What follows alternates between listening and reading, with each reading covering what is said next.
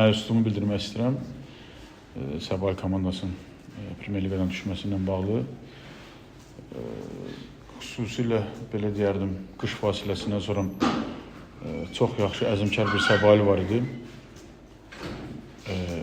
Və bir çox oyunlarda çoxlu qaçırılan fürsətlər var idi ki, bu oyun daxil olmaqla Səbail komandası xüsusilə 4, 5, 6 oyunda çox sayılı qol epizodları qaçırdırdılar. Özləri son dəqiqələrdə qollar buraxırdılar.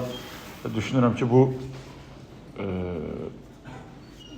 Premyer Liqadan əsas düşmələrin səbəblərindən biri oldu. Yoxsa əks halda son tura qədər düşünürəm mübarizə aparacaqdılar. Ümid edirəm inşallah onlar da ruhdan düşməyəcəklər. Qəbələ komandası kimi böyük peşəkarlıq göstərib növbəti sezon yenidən əsas liqaya dönəcəklər. Neçə illərdir ki, futbolumuza böyük rəng qatırdılar. Gələcək fəaliyyətlərində uğurlar olaraq. Mən futbolçularımı təbrik eləmək istəyirəm. Qələbə hər zaman şirindir. Bugünkü oyuna köklənmək asan deyildi. Keçən tur əsas məqsədimizə nail olduq. Çempionatı ikinci olmağı təmin elədik. Amma futbolçularla danışığımız olub və məni də sevindirən amil odur ki, bugün futbolçularımız danışıqlarımızı doğru, düzgün təhlil edib. Bugün meydanda əzmkarlıq, peşəkarlıq göstərdilər. Əsas məqsədimiz bundan sonra Avrokuboklara hazırlıqdır. Kiməsə istirahət, kiməsə oyun praktikasını yaxşılaşdırmaq və yaxud fərqli gedişatları sınaqdan keçirtmək. Belə deyə, bu bizim üçün Avrokuboka ilk hissəsi olacaq hazırlığın bu dönəm. Bəzi təhlükəli hücumlar oldu qapımıza və hamısında da demək olar ki, özümüz iştirak edirdik, top itkiləri baş verirdi. Ondan sonra rəqib təhlükəli hücumlara çıxırdı və bir neçə qol epizodları atdı qapımızda. Onu da süni otoriti ilə bağlayıram ki, futbolçularımız bəzi məqamlarda texniki elementləri icra etdikdə çətinlik yaşayırdılar. Amma vacib olan nə idi? Futbolçular istəkli idi, intizamlı idi. Bilirdik ki, bugünkü oyun sonuncu yeri müqəddəratını həll edə bilər, amma biz çalışırıq, peşəkarlığımızı qoruyaq. Hər düşən komandaların hər birində dostlarımız, yaxınlarımız, hər bir komanda bizim üçün doğmadır. Amma biz maksimum çalışırıq ki, bugün və yaxud bundan sonraki oyunlarda, belə bir oyunlarda iştirak eləyəsi olsaq, biz çağ meydanda əlimizdən gələn eləyək. Nəticə artıq Allahdandır. Yəni, bir daha futbolçularımı təbrik edirəm. Artıq bizi qarşıda son 2 oyun gözləyir. Sabahdan oyunlar hazırlaşacaq. Təbrik edirəm. Sağ olun. İndiki nəticəyə 70 xal yıldızı, Rusiya rəqabətinin liqada ən çox xal toplanan insan. Bu haqda nə deyirsiniz? Yəni, xalın nəticənin düsturunu tapmışsınız demək. Keçən də uğurlu nəticə olmuşdu, amma 55 xalla olmuşdu. Bizim üçün xalın nə qədər olması yox, sonuç nəticənin uğurlu olması vacibdir. Və çempionatın gedişatında belə də keçənkinə müqayisədə bəzi oyunlarda daha yaxşıdır, bəzi oyunlarda uğurlu nəticələr oldu. Halbuki keçənki oyunlarımızın da bir çoxunda baxırıq ki, yaxşı oynayırdıq, amma sonlarda qol buraxırdıq və ya qol epizodlarından istifadə eləmirdik. Yenə deyirəm, 55 xal, 70 xal, 90 xal fərqi yoxdur. Ən vacib olan qarşıya qoyulan nəticəyə çatmaqdır. Bizim qarşımıza ikincilik kimi bir vəzifə qoyulmamışdı. Amma biz komanda olaraq, futbolçular, kollektiv, məşqçi heyəti çox istəyirdik ki, əgər imkan varsa ikinci olaq və elə bir imkan yarandı çempionatın gedişatında. Və şükür olsun ki, Allaha biz bundan tamamən istifadə edə bildik. Ümumən görsəm, istəyərik ki, imkan qədər çox qələbələrimiz olsun, çox xalımız olsun. Amma yenə də deyirəm, xalın nə qədər olması yox, nəticənin uğurlu olması önəmlidir.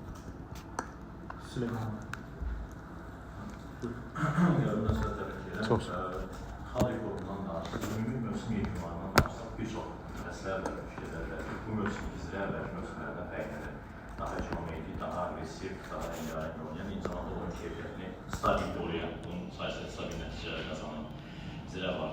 Məsələ məşqçilər əsaslığı tərəfdən baxsaq, bu illər ərzində Boya komandası keçməli olduğu inkişaf mərhələləri var idi ki, indi zirvəyə çatdı, belə deyək. Yoxsa bu mövsüm Rəşad Sadığın altında istədiyi komanda nəhayət var idi. Daha çox səbəbi bu, nəticənin bulduğu nəticənin səbəbi. Mən ümumiyyətcə bizim futbolda olan bir çox təhlillərlə razı deyiləm və onu da tam ortaya çıxartmaq üçün, aydınlaşdırmaq üçün saatlarla zaman lazımdır. və ona bizə bir mətbuat konfransı kifayət eləməyəcək. Bizdə daha çox nəticəyə, yəni oyun 90 dəqiqə necə bitib ona baxılır və ona uyğun şərhlər başlanılır. Məsəl üçün, birinci il götürsən, əgər birinci ilimiz yadınızdadırsa, həmin məqam üçün, həmin heyət üçün, həmin qısa müddət üçün düşünürəm ki, yaxşı əla nəticə idi, yaxşı oyun göstərirdi. Biz 4-cü olduq, finalın bir addımlığındaydı və həmin ili bizim, ola bilsin kimlərsə unudub, mən unutmamışam, nə qədər hakim səhvləri olurdu bizə qarşı. İstər birinci il, istər ikinci il. Biz birinci ildə 3-cü yer tuta bilərdik, biz Kubokun finalında da birinci ildə oynaya bilərdik, qazana da bilərdik.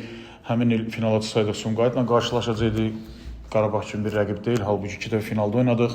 Yəni bu 5 ili ümumən təhlil eləsən, hər ilin özünə görə yeri olub. Bizə bizim uğursuz ilimiz düşünürəm ki, 5-ci tutduğumuz yer idi. O da 4-cü yerlə xalımız eyni idi. Yenə də yada salsan, bir təhlil eləsən, bu il və keçən il də biraz olurdu, amma o qədər də yox. Bu il demək olar ki, bizə qarşı çox nadir hallarda hakim səhvlər olurdu. Ümumiyyətcə bu il çempionatımızda hakimlərin səhvləri azdır. Yadınızdadırsa, keçən il çempionatın sonunda mən də demişdim ki, bu düzələcək inşallah mütləq şəkildə və bu il biz onun tamamən bəhrəsini görürük. Özünüz də görürsünüz ki, etiraz edən komandanın sayı da azdır, məşqçilər də az etiraz edir. Təbii olaraq bəzi oyunlardan sonra məşqçilər şikayət edir, etiraz edir, normaldır oyun içində, amma ümumən oturub soyuq başdan təhlil eləsən, çempionatımızda bu illəri hakimlərin göstərdiyi performans çox yüksəkdir. Beləncə, hər ili təhlil eləsən, 2 dəfə finalda oynamışıq, hər 2 finalda da hardasa şansımız olub qələbə qazanaq, Qarabağ kimi komanda üzərində. Birində penaltilərdə məğlub olmuşuq, digərində çoxlu 2-1 hesab olduqda qol epizodlarımız olub, istifadə eləməmişik. Hər dönəmin özünə görə mən düşünürəm ki, uğurlu zirə olub, səhvlərimiz olub, xətalarımız olub, amma ümumən sezonu təhlil eləsən, yenə deyirəm, bir sezon uğursuz hesab eləmək olar. O da ki, 5-ci tutduğumuz yer, yenə də deyirəm, 4-cü yerlə xallarımız eynidir. Yəni, siz imkanlara, zamana, hər şey daha dərin təhlil eləmək lazımdır ki, necə nəzir oldu. İndi bəzən şərhlər görürəm, bəzi futbolçuların isimləri qabardılır ki, o futbolçu var, o futbolçu var, bu futbolçu var. Amma yaxşı olar ki, bu futbolçuların bugünkü performansını yox, zirəyə gələndə hansı səviyyədə olublar, hansı performans göstəriblər və nə dərəcədə iddialı, ambisiyalı futbolçular olublar, olmayıblar. Yaxşı olar ki, daha kökündən hər şey təhlil olunsun ki, bugünkü uğurlar daha belə deyə qabarıq şəkildə görsənsin. Sual oldu, mən şərh elədim. Əslində mən bu şeylərin içində böyüyən, yaşlanan biriyəm. Maksimum çalışırıq ki, fikrimizi, diqqətimizi işimizə verək. Amma demək ki, ən uğurlu zirə budur, mən o fikirlə razı deyiləm. Hər dönəmin öz zirəsi olub, hər dönəmin öz şəraiti olub, imkanları olub və zamanla da addım-addım biz bugünkü zirəyə gəlmişik. Gələn il necə olacaq, o zaman göstərəcək. Biz bilənmərik gələn necə olacaq. Bundan sonra bizim üçün hansı maneələr çıxacaq qarşımıza, limit indi ləğv olunub. Rəqib komandalar artıq hamısı demək olar ki, çoxsu iddialı komandalar bu limitdən səmərəli şəkildə istifadə edəcəklər və güclərinə güc qatılacaq. Bəzi klublar oldu, sezona uğursuz başladılar, sonra psixoloji baskı altında qaldılar, sonra toparlana bilmədilər. Gələn il sezona necə başlayacaqlar? Ola bilər biz eyni oyunu göstərək, gələn il amma 5-ci yer tutaq, o da var. Onda necə olacaq? Uğursuz sezondur mu, yoxsa yox? Yəni rəqiblərin performansında çox şey asılıdır. Siz bu məsələ biraz geniş bir məsələdir və bir mətbuat konfransında bizə kifayət eləməz ki, biz tam onu şərh eləyək və diaqnoz qoyaq ki, budur, bu ən uğurlu sezon budur, yox. Mən elə hesab eləmirəm. Birinci il, ikinci il az imkanlarla, kasad bir heyətlə ambisiyalı bir komanda formalaşdıra bilmişdi. Hər bir komanda bizlə oynamaq çətin idi. 3-cü yer tutduq 2-ci ilimizdə. Belə hər ilin öz dadı olub, öz ləzzəti olub. Mənim üçün hər bir il uğurludur. 5-ci yerdən çıxmaq şərti ilə o bircə sezonu uğursuz hesab edirəm. Digər sezonları düşünürəm uğurlu alınır və bunda da əsas pay sahibi mən deyiləm. Klub rəhbərliyi var ki, bu komandanı, bu işçiləri formalaşdıran futbolçular var ki, sonuna qədər mübarizə aparan, bəlkə də ən son pay sahibi olan komanda bizi və yenə deyirəm, ən uğurlu zirə deməklə bəlkə də əvvəlki illərimizdəki əziyyətimizə, əməyimizə, futbolçuların əməyinə biraz haqsızlıq olur. Çünki o futbolçuların çoxsundan da bu gün yoxdur. Həmən gün üçün onlar çox əziyyət çəkiblər, çox çalışıblar və bütün bu 5 ildə əməyi keçən hər bir şəxsə, rəhbərliyimizə, futbolçularımıza, idarə heyətimizə, ən vacib azarkeşlərimizə, bizi sonuna qədər dəstəkləyən azarkeşlərimizə, halbuki bu ildə bizim uğursuz seriyamız olub, 7 oyun cəmi bir qələbə qazanmışıq, amma hər zaman yanımızda olublar. Qarlı, soyuqlu, uzaq səfərli oyunlarımız olub ki, hər zaman yanımızda olublar. Bugün ikinci yerdə bitirmişik, ona görə demirik, yəni uğursuzluq olsaydı, nəticə istədiyimiz kimi də olmasaydı, eyni fikirləri, eyni sözləri təkrarlayacaqdıq. Futboldur, bugün hər şey yaxşı alındı deyə danışmaq daha rahatdır. Amma biz hər bir nəticəyə hazır olmalıyıq, özümüzü hazırlamalıyıq və hər bir nəticədə duruşumuzu itirməməliyik və mübarizəmizi davam etdirməliyik. Belə. Bir de futbolun en sevilmeyen tarafı süni örtüydü. Bu mövsüm 4 səfər alanda süni örtüklü oynuyordu. Şamaxı, Səbail, Turan, Kəpəz. Böyle süni örtüklü komandaların biri Premier Ligadan düştü. Belki de tabii ki Səbail adına yok, süni örtüklü oynamayacaq istəyib sevmiyorlar ama böyük ihtimalla 2 tane təhlükə gəldi. İmişli və Karvanlı stadionu süni örtüklü böyük ihtimalla olacaq. Artıq 5 səfər oyunun süni örtüklü meydanımıza sada keçirəcəksiniz. Bunun nəzərə yəqin ki, yani bir tanınmış mütəxəssis olaraq bir məsləhət mi deyim, yəni böyük ehtimal nə qədər də ola bilər ki, Milli Liqa oyunlarına çatdırmaq bir çətin olar. Amma süni örtüklü komandaların sayı çempionatda daha da çox olacaq. Bu həm siz baş məşqçi olaraq futbolçularınızı düşünərək çox pis vəziyyət, daha da vəziyyət pis olacaq mı düşünmək olarmı? Bu da futbolumuzda aktual bir mövzudur və çox önəmli, çox vacib bir mövzudur.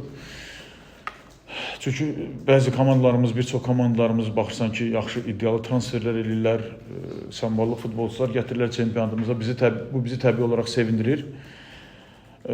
Və onların da yaxşı performans göstərməsi üçün, yaxşı futbol göstərməsi üçün şərtdir ki, ilk növbədə meydança şəraiti yaxşı olsun. Meydança. Sonra tribunalar, stadion, bunlar hamısı bir-birini tamamlayan bir məsələlərdir. Mən düşünürəm ki, tam əksinə süni otoriterli meydançalarımız azalmalıdır. Çünki Kəpəzin stadionu hazır olacaq, artıq öz meydançasını qəbul edəcək, orada təbii otoriteydir. Turanın eşitmişik ki, Ehtiram müəllim belə planları var ki, təbii otoriteyinə keçsin komanda, stadionun otoriteyini dəyişsinlər. İndi bugün Səbail düşdü, indi ona görə biz sevinmirik ki, süni otoritey azaldı, amma o da bir tərəfdən mən düşünürəm azalır və biz bunu futbolumuzdan yox etməliyik. İstər əsas komandalarımızın, istər akademiyalarımız süni otoriteyindən çıxmalıdır. Bu bizim futbolu çox yubadır, inkişafını irəli getməsinə çox mane olur və diqqət etirsəz, bəzi görürsən ki, futbolçular, usta futbolçular olur, yaxşı futbolçular süni otoriteyində bəzən ehtiyat edirlər, bəzən özlərini qoruyurlar təbii olaraq. Bu belədir. Məsəl üçün bizim özümüzdə Yusuf Lavalı bilirik, hamımız ustalığını bilirik, bacarığını bilirik, Portuqaliya Yüksək Liqasından transfer edib gətirmişik. Mən ilk dəfə idi ki, Elazığ ilə qarşılaşırdım ki, əzələnin əməliyyatı olsun. O da düşünürəm ki, ilk növbədə ona səbəb süni otoritey oldu. Sonra Marandiçin zədəsi, yəni bu tip şeylər futbolçularda psixoloji zərbə yaradır, travma yaradır ki, növbət dəfə onlar oynandıqda ehtiyatla oynayırlar, qorxa-qorxa oynayırlar və o birbaşa oyunun görürsən ki, keyfiyyətinə təsir eləyir. Bunu mütləq şəkildə birlikdə həll eləməliyik. Yəni mən bu gün deyim ki, günah hansı komanda ki, süni otoriteyində oynayır, günah ondadır, mütləq tez dəyiş, basan bir proses deyil. Hamısına vəsait lazımdır. Ondan sonra komandanın özünün məşq eləməyə şəraiti olmalıdır ki, təbii otoriteyində məşq eləsin. Bu uzun bir prosesdir və düşünürəm ki, yaxın gələcəkdə, çünki bizdə də indi məlumatlar var ki, federasiyamız, federasiya rəhbərimiz məhz bu yöndə işlər görür və istəyir ki, bütün komandaların, klubların təbii otoriteyində çıxış eləsin və inanıram ki, inşallah bu qısa zaman ərzində həll olan bir məsələ deyil. Yaxın illərdə biz artıq süni otoriteydən qurtulacağıq və bu çox vacib şərtdir. Futbolumuzun inkişafı çox vacib şərtdir. Qarabağ münasibəti təbii ki, ikinci yer münasibəti. Çox sağ olun. Çünki Qarabağdan sonra ən çox gol vuran komanda izlədi, ən az top buraxan komandayı Qazaxıstanın belə izlədi. Uğurlu çıxışa söz yoxdur. Özü bu mövsümü tənqid eləməyimizi istəyərdim. Yəni, nəyi çatışmaq? Çünki əslində mənim görüşüm odur ki, hücum olaraq həqiqətən də yaxşı balanslaşmış komanda qurmuşsunuz. Oyun olaraq da bir dəfədə təkrarlamışıq ki, çempionatın ən yaxşı komandası şəxsən mənə görə izlədi, yəni onlardan göstərdi. Amma çatışmazlıqlarımız nədir və Avrokuboka görə soruşuram. Və o çatışmazlıqlara irəli gedərək, onun Avrokuboklarda o səhvləri təkrarlamamaq üçün hansı atılmaq? Bu barədə həmişə düşünürük, həmişə təhlil edirik.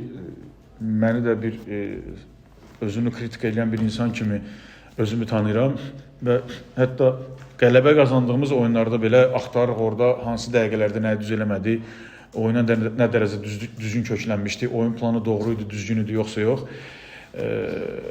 Və əgər özümüzü kritik eləsək, Avrokuboklardan sonra 2-3 oyun uğurlu çıxış etdikdən sonra komandada eniş yarandı. Və ən çox məni sezon boyu narahat edən odur ki, eniş nə ilə bağlı idi və bir 7-8 oyun bizim oyunumuzda ciddi bir eniş var idi. Düzdür, komanda döyüşürdü, mübarizə aparırdı, bəzi oyunda qələbə qazanırdıq, bəzi oyunlarda bərabərə qalırdıq, məğlub olmurduq. Amma ümumən komandanın xüsusilə də mental hazırlığında bir eniş var idi. Şükürlər olsun ki, biz o mərhələni atladıq, amma onu təhlil edirik. Niyə oldu, nəyə görə baş verdi? Məsəl üçün, əvvəlki illərdə mən Zirədə olduğum əvvəlki 4 sezonda qış fasiləsindən sonra komandada eniş olurdu. Məsələn, 3-cü devrədə həmişə eniş olurdu və bu dəfə bəzi məqamlara diqqət yetirdik ki, o qış fasiləsindən sonra eniş olmasın, erkən toparlandıq, yoldaşlıq kampa getmədik, daha çox burada vaxtını keçirdik, məşqlərin sayını artırdıq, təhlillərin sayını artırdıq ki, əvvəlki illərdə bizdə 3-cü devrədə eniş olub və düşünürəm, ikinci irtibamızın həlledici məqamı məhz o 3-cü devrəni uğurlu keçirməyimiz oldu ki, rəqiblərimiz də siz o periodda sən əgər stabil, uğurlu çıxış edirsənsə, bu psixoloji cəhətdən rəqiblərdə təsir edir, biraz baskı altına alır və həlledici məqam 3-cü devrə oldu. 3-cü, 4-cü devrədəki oyunlarımıza gəlsək təhlillə, bəzi oyunlarda ikinci hissəyə uğursuz başlayırdıq, komandada mental eniş hiss edirdim, bəzi oyunlarda isə birinci hissədə. Bu oyunların da sayı az olmadı. Məsəl üçün, götürək, misal üçün, hər iki oyun Şamaxıya qarşı biz uğurlu çıxış elədik deyə bilmərik. Bəli, qələbə qazanırdıq. Hər zaman futbolçularıma oyunlara misal gətirəm. Məğlub olduğumuz oyunu Şamaxıya qarşı məsələn uğurlu çıxış elədik, məğlub olduq. Amma qələbə qazandığımız oyunlarda Şamaxı bəlkə də qələbəyə daha yaxın idi. Sadəcə olaraq bizdə hardasa uğurla alınırdı, qol epizodlarımızdan istifadə edirdik, rəqibdə alınmırdı deyə. Və belə bir çox oyunlar var ki, onlar beynimdədir və biz onları hər zaman təhlil edirik, futbolçularımıza xatırladırıq. Və önümüzdəki sezon mütləq şəkildə bu məqamlara daha çox diqqət edəcəyik və çoxsunda da səhvi özümdə görürəm ki, ya oyundan əvvəl düzgün köklə bilməmişəm futbolçuları, ya fasilədən sonra uğurlu oyun gedəndə, nəticə yaxşı olanda ikinci hissəyə doğru köklə bilməmişəm və onların da səbəbini özümdə axtarım daha çox. Thiago Silva'nın bağlı sual olacaqdır. Hazırda fiziki durum necədir və Azim Bayramın daha çox şans qazanması, onun fiziki durumunda, psixoloji durumunda müəyyən Təbii olaraq, yəni Silva'nın psixoloji durumunda hal-hazırda eniş var.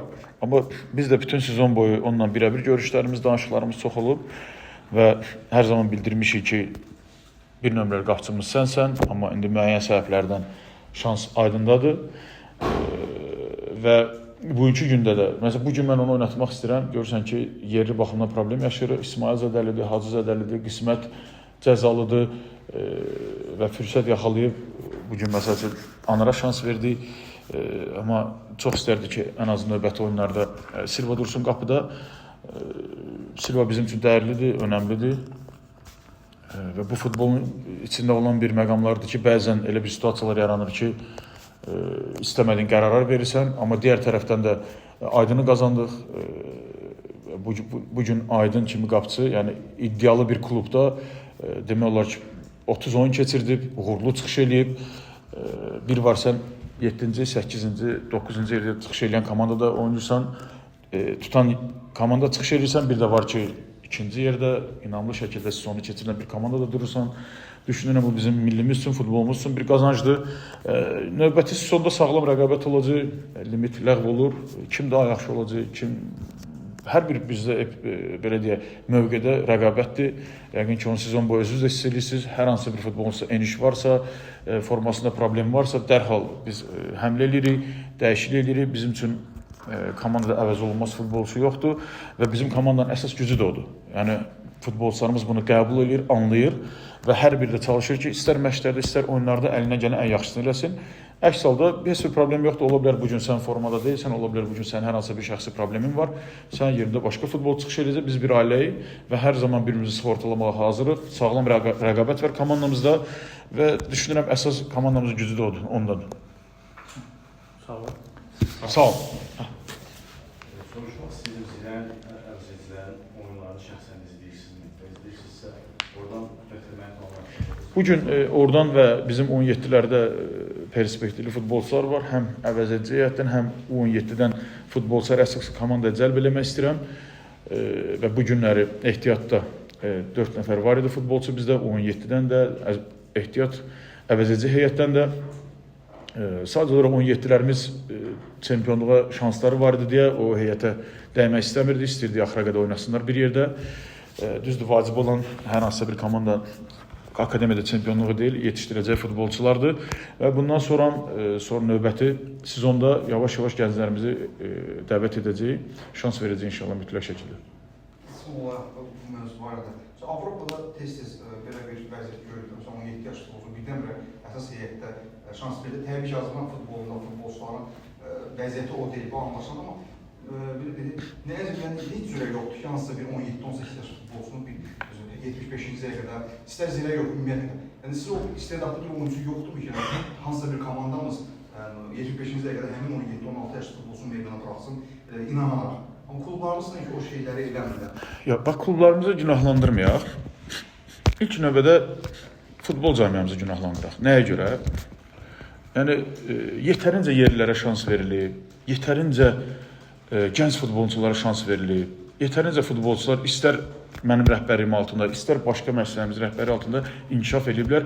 Amma sonuçda futbol cəmiyyəmiz işıqlandırdığı və təriflədiyi nəticələr olub.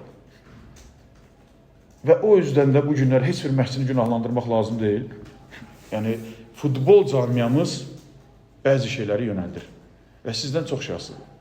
Siz bu şeylərə qiymət verdikcə, bu şeyləri işıqlandırdıqca, inandırın mənə, o artıq yavaş-yavaş bizim məşqçilərdə də fikir formalaşdıracaq ki, biz də şans verək, bu şeylərə qiymət verilir, dəyər verilir, mütləq şəkildə. Məsələn, Avrokubok oyunlarında olub ki, 5 yerli ilə çıxmışam oyuna, 4 yerli ilə oynamışıq, amma bu heç vaxt işıqlandırılmayıb. Və yaxud mən ona görə eləmirəm bunu, işıqlandırılsın. Yəni, sualı elə deyək də, əks fikir olaraq bildirirəm. Məsəl üçün, 5 penaltidən 4-ünü yerimiz vurub. Məğlub olmuşuq, udmuşuq. Amma yeri futbolçudur, bəziləri gəncdir, təcrübə toplayırlar. Vursa da, vurmasa da artıq bu onu bir addım irəli atır. Bir də baxsan şərhlər ki, yerlər penalti vura bilmir, yerlərə niyə penalti veririk? Eyni şey də Tural Bayramovla bağlı. Amma biz Turalı qazanırıq. Tural bugün penalti vurmaya bilər, qaçıra bilər və yaxud da ki, vurduğu epizodlarda az olmayıb. Dərhal fikir formula, niyə filan kəs vursun? Məsələn, filan legioner vursun, filan legioner oynasın. Yəni, bu bilirsiniz, bunu tək məşqçilərin boyuna yıxmaq lazımdır. Bunu bir yerdə eləməliyik. İstər biz, istər siz, istər futbol cəmiyyəmiz bu məsələlərə həssas yanaşsa ki, bax, filan məşqçi filan kəsi yetişdirdi, filan məşqçi filan kəs üzərində faydası oldu, inkişaf elədi, yerlilərə daha çox şans verir. Bax, elementar sual. Niyə Thiago durmur? Bu sualı demək olar ki, mən 10 mətbuat konferansından birində verilir də, 10 dəfə verilir mətbuat konferanslarında. Amma qabardılmır ki, bugün biz Aydını qazanırıq. Bugün Aydın rəqabətdə Thiago ilə uduzmur. Fürsət qazanır, şans qazanır, siz onu uğurlu keçirtdi. Biz bu şeylər bilin ki, mənə yox, amma bir çox məşqçilərimizə yavaş-yavaş beynində fikir formalaşdırır ki, bizim üçün ən vacib olan nəticədir. Deməli, mən nəticə qazansam, uğurlu məşqçi sayılacam, amma çünki məşqçinin başqa keyfiyyətləri də olmalıdır. Məşqçinin keyfiyyəti tək futbolçu nəticə vermək deyil. Məşqçinin əsas keyfiyyətlərindən biri də futbolçunu qazandırmaqdır. İstər legioner olsun, istər yerli olsun, istər cavan olsun, istər yaşlı olsun. Yəni, futbolçular bu məşqçinin rəhbəri altında necə çıxış edir? Nə dərəcədə bu məşqçi futbolçuların performansına çıxışına təsir edə bilir? Bu da çox vacib elementlər. Bunlar haqqında bizdə danışılır. Bizdə nədə danışılır? Tablo baxdıq, uğurludur, bu il komanda 2-ci yerdə əla. Bu il komanda 5-ci yerdə yox, pisdir, problemdir. Uğursuzdur filan kəs.